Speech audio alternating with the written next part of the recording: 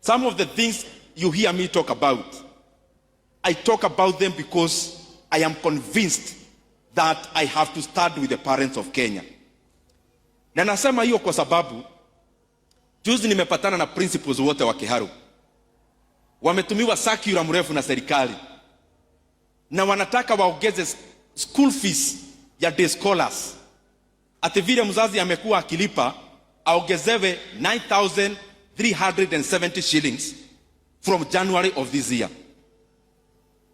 Na ndio maana mimi mnasikia nikisema whatever it takes, kama mimi mbunge wa Kiharu, I'll do it to make sure there is no fees increment in January for day school learners in the entire of Kenya.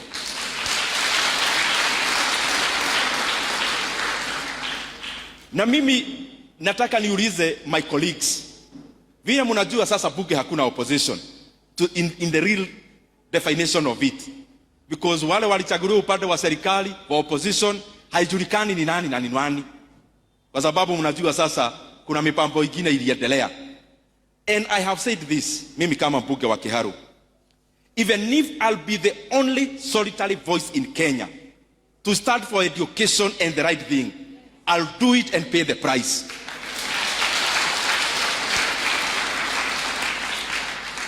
Na kwa hiyo tu mambo ya masomo, serikali wakaajiri 20,000 Jss Interns ambao walipewa barua ya kukua internship 1 year. Sasa serikali, na tunaona iko pesa mingi ya kufanya mambo ingine mingi, wanaambia hawa kaka zetu na dada zetu ati wanaendelea kuongeza mwaka ingine ya internship. We want to also say this. It is unfair for government walipea internship the JSS interns with the hope that after 1 year they'll be employed into permanent and pensionable terms. Na nauliza, mimi nimekuwa chairman wa budget. You do not necessarily need money in the budget now to confirm JSS interns.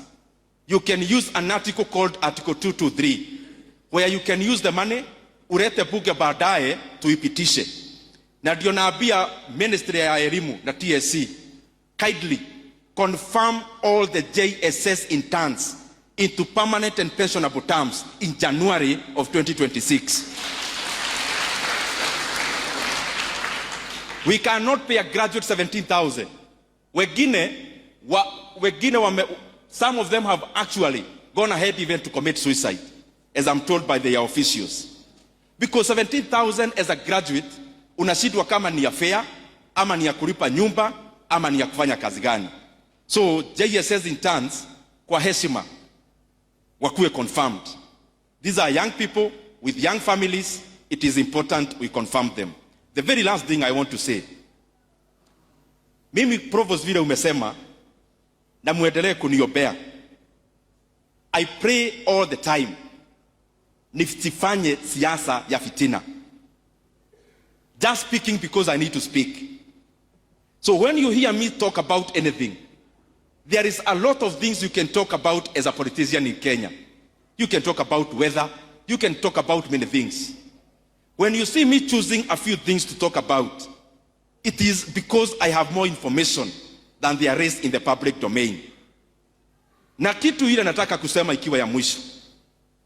Serikali iko kwa mpango ya kuuza hisa zile serikali inamiliki katika kampuni ya Safaricom PLC.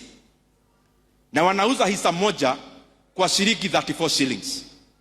Safaricom was trading at 45 shillings per share in 2021 before they invested in Ethiopia.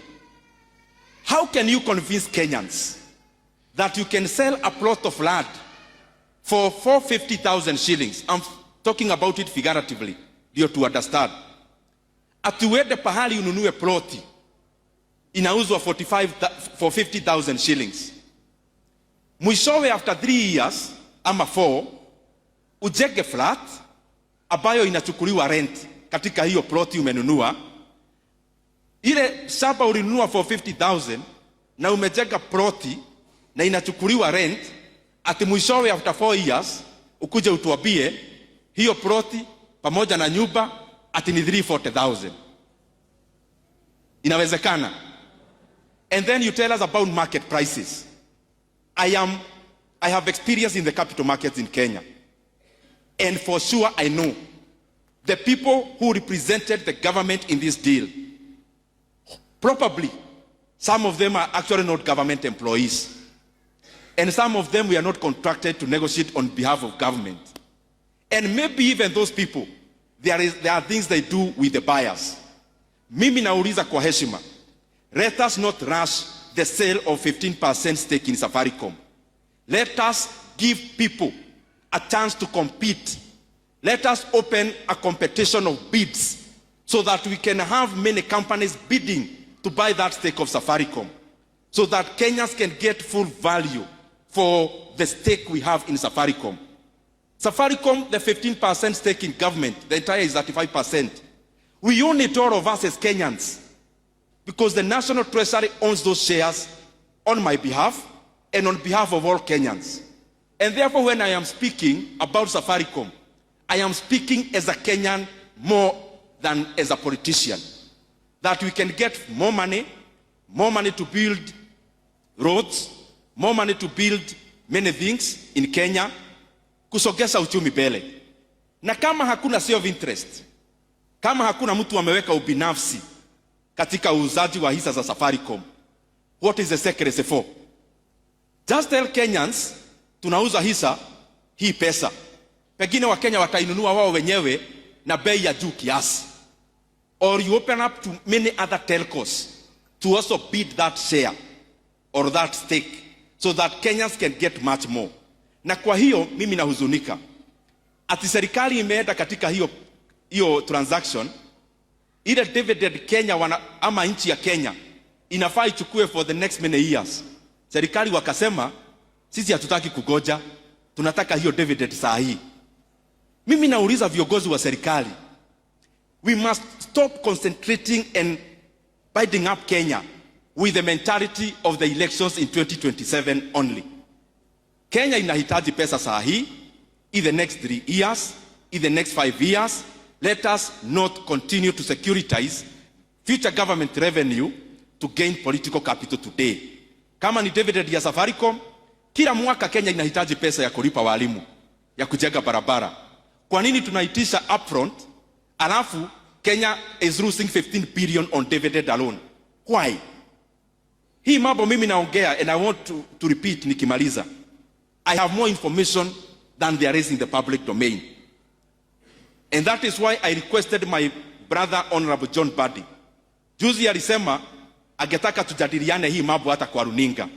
Na nikasema kwa niaba ya Wakenya, mimi nimejitoa, because I have evidence that the government is being shortchanged in the sale of Safaricom.